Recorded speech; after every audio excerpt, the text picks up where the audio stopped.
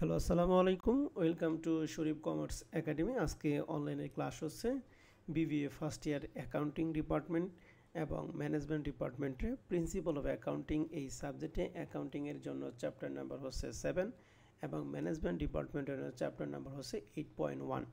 এই চ্যাপ্টারে আজকে হচ্ছে আমাদের লেকচার 2। তো আজকে আমরা শুরু করব আমাদের সাজেশনে 63 নাম্বার অঙ্ক, অর্থাৎ আমরা ব্যাংক রিকনসিলিয়েশন স্টেটমেন্টের 3 নাম্বার অঙ্ক করব। আমরা প্রথম লেকচারে প্রথম 2টা অঙ্ক করছিলাম, আজকে আমরা 3 নাম্বার অঙ্কটা করব। তো প্রশ্নটা বলা আছে যে অমুক company is unable to reconcile the bank balance at January 31 2020। লিচার reconciliation is as a follow. এখানে আমাদের ব্যালেন্স দিয়ে আছে, দুইটা ব্যালেন্স দিয়ে আছে। এক, ক্যাশ ব্যালেন্স পার বুক বা ব্যাংক ব্যালেন্স অ্যাজ পার পাসবুক। এই কথাটুকু মানে হচ্ছে, এই কথাটুকু দিয়ে আছে, কথাটা মানে হচ্ছে পাসবুকের ব্যালেন্স দিয়ে আছে। তাহলে পাসবুকের ব্যালেন্স হচ্ছে 3660 টাকা। আরেকটা ব্যালেন্স আছে, সেটা কি ক্যাশ ব্যালেন্স পার বুক, অর্থাৎ এটা হলো ক্যাশ বুকের ব্যালেন্স দিয়ে আছে। তাহলে এখানে আমাদের পাসবুকের ব্যালেন্স দিয়ে আছে, ক্যাশ বুকের ব্যালেন্স দিয়ে আছে। তো পাসবুকের ব্যালেন্সের টাকা হচ্ছে 3660.20 আর ক্যাশ বুকের ব্যালেন্স হলো 3875.20। এখন আমাদের একটা রিকনসিলিয়েশন স্টেটমেন্ট দিয়ে আছে, কিন্তু এটা কি দিয়ে আছে, ভুল দিয়ে আছে। ভুলগুলো কী কী করছে, যেমন পাসবুকের সাথে এনএসএফ চেক যোগ করছে। আমরা জানি এনএসএফ মানে নট সাফিসিয়েন্ট চেক, এটা ক্যাশ বুকের সাথে বিয়োগ করতে হয়, কিন্তু ভুলে এটা পাসবুকের সাথে কী করছে, যোগ করছে। আমরা এটা ঠিক করব। ব্যাংক সার্ভিস চার্জ, আমরা জানি ব্যাংক সার্ভিস চার্জটা ক্যাশ বুকের সাথে বিয়োগ করতে হয়, কিন্তু ওরা পাসবুকের সাথে বিয়োগ করছে।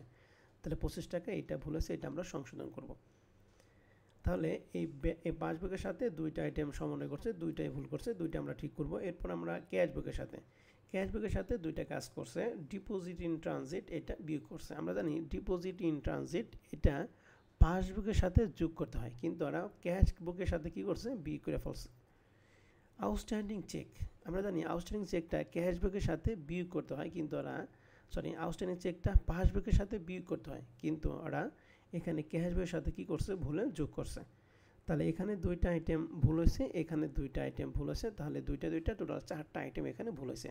তাহলে এই 4টা আইটেম আমরা সমন্বয় করব। সমন্বয় করে ক্যাশ বুকের অ্যাডজাস্টেড ব্যালেন্স এবং পাসবুকের অ্যাডজাস্টেড ব্যালেন্স আমরা সমান করার চেষ্টা করব। যদি সমান হয় তাহলে অঙ্ক হয়েছে, যদি সমান না হয় তাহলে অঙ্ক হয় নাই। আমাদের 1 নম্বর রিকোয়ারমেন্ট বলছে প্রিপেয়ার এ কারেক্ট ব্যাংক ও রিকনসিলিয়েশন। তাহলে আমাদের কারেক্ট ব্যাংক রিকনসিলিয়েশন করতে হবে। তো এর জন্য প্রথমে আমরা কোম্পানির নাম লিখছি, bank reconciliation statement as on 31 December 2020 particular টাকা। প্রথমে লিখছি bank balance as per bank statement, that is পাসবুকের ব্যালেন্স দেওয়া আছে, আর bank balance as per book that is cash book. তাহলে ক্যাশ বুকের ব্যালেন্স, তাহলে চার্জার ব্যালেন্স আমরা লিখছি 3660, ক্যাশ বুকের ব্যালেন্স হলো 3875.20।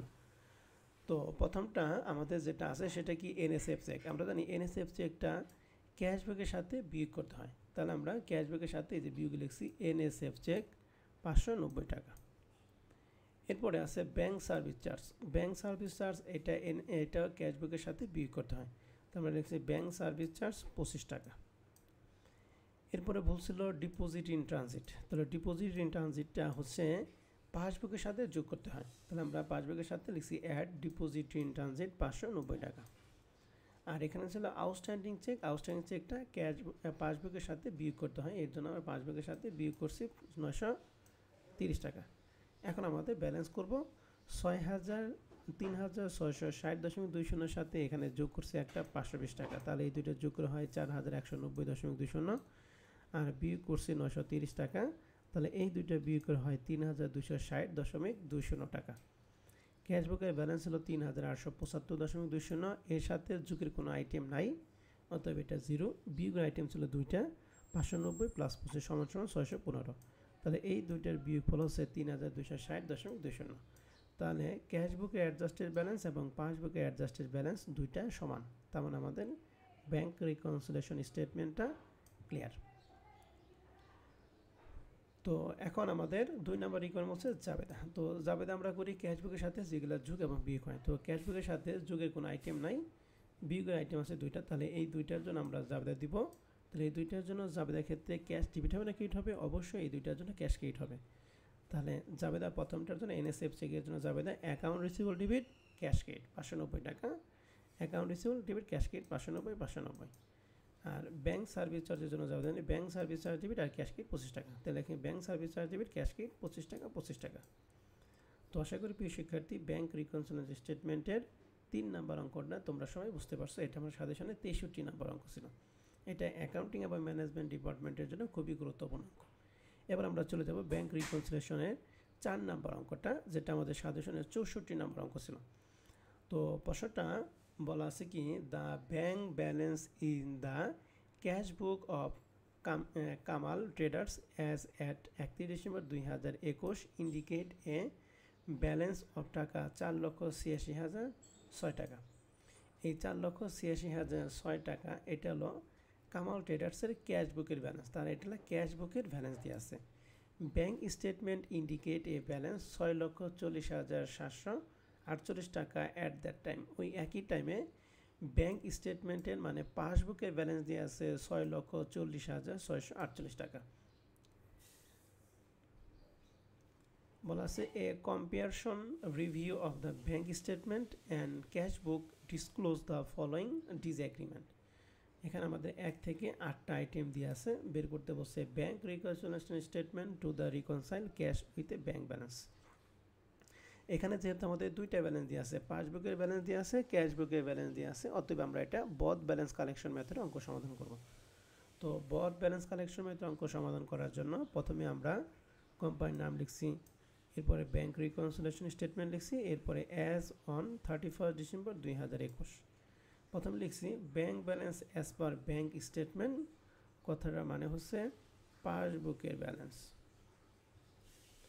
আর ব্যাংক ব্যালেন্স অ্যাজ পার বুক কথা হচ্ছে ক্যাশ বুক। তাহলে পাসবুকের ব্যালেন্স ছিল 6,40,748 আর ক্যাশ বুকের ব্যালেন্স দিয়ে আছে 4,86,006 টাকা। তাহলে দুইটা ব্যালেন্স দিয়ে আছে। এখন আমরা একটা আইটেম পড়বো আর একটা আইটেম করব। শুরুতেই আমাদের যে 1 নম্বর আইটেম ছিল সেটা হচ্ছে লেখা আছে check issue but not presented to the bank, অর্থাৎ চেক ইস্যু করা হয়েছে কিন্তু চেকটা ব্যাংকে প্রেজেন্ট করা হয় নাই, 2,02,687 টাকা। তাহলে যেহেতু চেক ইস্যু করা হয়েছে কিন্তু চেকটা ব্যাংকে প্রেজেন্ট করা হয় না, সেটাকে আমরা বলি আউটস্ট্যান্ডিং চেক। আর আমরা জানি আউটস্ট্যান্ডিং চেকটা ক্যাশ বুকে পাসবুকের সাথে কী করতে হয়, বিয়োগ করতে হয়। এই জন্য লেসের মধ্যে লিখছি আউটস্ট্যান্ডিং চেক 2,02,687 টাকা। তাহলে 1 নম্বর আইটেমটা ক্লিয়ার। এরপরে প্রশ্নে বলা আছে এ ডিপোজিট অফ টাকা 89,017 টাকা on December 31 does not appear on the bank statement. মানে ব্যাংকে জমা করছে এত টাকা কিন্তু ব্যাংক স্টেটমেন্টে এটা অ্যাপিয়ার করে নাই। তাহলে 89,017 টাকা যেহেতু জমা দিছে কিন্তু ব্যাংক স্টেটমেন্টে এটা জমা হয় নাই, তার মানে এটা হলো চেকটা পথে আটকে আছে, যেটাকে আমরা বলি ডিপোজিট ইন ট্রানজিট। তাহলে ডিপোজিট ইন ট্রানজিট আমরা পাসবুকের সাথে যোগ করি। এরপরে প্রশ্নে বলা আছে যে এ চেক ফর টাকা 20,000 টাকা issue by Salim traders has been wrongly charge by the bank to account of Kalim traders, অর্থাৎ ব্যাংক একজনের হিসাবের টাকাকে ভুলে আরেকজনের হিসাবে দিছে, তার মানে এই ভুলটা হয়েছে ব্যাংকের। তাহলে আমরা ইরর অফ ব্যাংক, তাহলে ইরর অফ ব্যাংকটা আমরা পাসবুকের সাথে যোগ করি। তাহলে এই 20,000 টাকা ইরর অফ ব্যাংক, তাহলে আমরা লিখছি ইরর অফ ব্যাংক বা ব্যাংক ইরর 20,000 টাকা। এরপরে 4 নম্বর আইটেমে বলা আছে যে a bank has collected for a Kalim traders টাকা 51,000 on account or note receivable send for a collection, অর্থাৎ ব্যাংক কালেক্ট করছে নোট রিসিভেবল বাবদ 51,000 টাকা। তো আমরা জানি ব্যাংক যদি নোট রিসিভেবল এবং নোট রিসিভেবল ইন্টারেস্ট বাবদ কোনো কিছু কালেক্ট করে তার জন্য ক্যাশ বুকের সাথে আমরা কী করি, যোগ করি। এর জন্য আমরা এখানে লিখছি ব্যাংক কালেক্টেড বাই ব্যাংক কত টাকা কালেক্ট করছে, 51,000 টাকা। এরপরে 2 নম্বর বলছে যে service charge debit by the bank on statement 2 টাকা 675 টাকা। তাহলে সার্ভিস চার্জ আমরা জানি ব্যাংক সার্ভিস চার্জ বা অন্য যে কোনো ধরনের খরচ আমরা ক্যাশ বুকের সাথে বিয়োগ করি। এই জন্য ক্যাশ বুকের মধ্যে লেখা হয়েছে ব্যাংক সার্ভিস চার্জ 65 টাকা। এরপরে 6 নম্বর আইটেম ছিল bank interest by the bank, অর্থাৎ এই যেখানে যে নোট রিসিভেবল ছিল এই নোট রিসিভেবল ইন্টারেস্ট বাবদ আরও 10,000 টাকা ব্যাংক কী করছে, কালেক্ট করছে। আমরা জানি নোট রিসিভেবল এবং নোট রিসিভেবল সুদ বাবদ যদি কালেক্ট করা হয় তার জন্য ক্যাশবুকের টাকা বেড়ে যায়। তাহলে ক্যাশবুকের সাথে এটা আমরা কী করব, যোগ করব। তো আমরা এখানে লিখছি ইন্টারেস্ট ক্রেডিটেড বাই ব্যাংক 10,000 টাকা। এরপরে 7 নম্বর আইটেম ছিল এ চেক ফর টাকা 900 টাকা deposit to bank by a customer has being in the enter in the cash book as টাকা হচ্ছে 90 টাকা। অর্থাৎ 900 টাকা চেক জমা দিছে কিন্তু কাস্টমার তার ক্যাশ বইতে লিখছে 90 টাকা। তাহলে ভুলটা করছে কাস্টমার। কত টাকা ভুল করছে, 900 থেকে 90 টাকা বিয়োগফল। যেহেতু ভুলটা কাস্টমার করছে তাহলে ইরর অফ কাস্টমার, আমরা জানি ইরর অফ কাস্টমার যদি থাকে তাহলে সেটা ক্যাশ বইয়ের সাথে কাজ করতে হয়, আর ব্যাংক ইরর যদি থাকে তাহলে সেটা পাসবুকের সাথে কাজ করতে হয়। তো যেহেতু ইরর অফ কাস্টমার তাহলে কাস্টমার ক্যাশ বইয়ের সাথে আমরা যোগ করবো। তো লিখছি ইরর অফ কাস্টমার 900 মাইনাস 90 সমান 810 টাকা। এরপরে বলা আছে 8 নম্বর বলা আছে যে এ চেক ইস্যু ফর টাকা 392 had being enter in the cash বুক 329 টাকা। অর্থাৎ 392 টাকা লিখতে যে লেখা হয়েছে 329 টাকা ক্যাশ বইকে, তাহলে ভুলটা হয়েছে ক্যাশ বই ভুল হয়েছে। তাহলে ক্যাশ বই যেহেতু ভুল হয়েছে তাহলে ক্যাশ বইয়ের সাথে আমরা এটা কত টাকা 392 পরিবর্তে 329 টাকা লেখা হয়েছে। তার মানে এই দুটো পার্থক্য যেটা সেটা আমরা লিখছি চেক ইস্যু রংলি নোটেড 392 থেকে 329 টাকা যে বিয়োগফল সেটা হলো 63 টাকা। তাহলে চেক ইস্যু রংলি নোটেড 63 টাকা। তাহলে এখন আমাদের সব আইটেমগুলো পড়া শেষ, এখন আমরা অ্যাডজাস্ট করব। তাহলে 6,40,748 টাকা ছিল ক্যাশ বুকের ব্যালেন্স, এর সাথে দুইটা যোগ করছি 1,09,017 টাকা। তাহলে এই দুইটার যোগফল 7,49,765 টাকা। এর সাথে বিয়োগ করব 2,02,687। তাহলে বিয়োগ করে এই দুইটার বিয়োগফল হয়েছে 610 টাকা। এই 610 টাকা এই দুইটার যোগফলটা আমরা এখানে ব্যালেন্সটা নামাই নাই। বিয়োগফল 7,49,765 মাইনাস 2,02,687। তাহলে এই দুইটার বিয়োগফল হচ্ছে 5,47,000 5,47,078 টাকা। তাহলে 7,49,665 থেকে 2,02,687 টাকা বাদে থেকে 7,47,087 টাকা। তাহলে এই টাকাটাই আমাদের ক্যাশ বুকের মধ্যে মিলাইতে হবে। এখন থেকে ক্যাশ বুকের সাথে এই টাকা হয় নাকি কম বেশি হয়। তাহলে ক্যাশ বুকের সাথে আমাদের ব্যালেন্স ছিল 4,86,006 টাকা। এর সাথে আমাদের আইটেম যোগ করছি তিনটা, এই তিনটার যোগফল 61,810।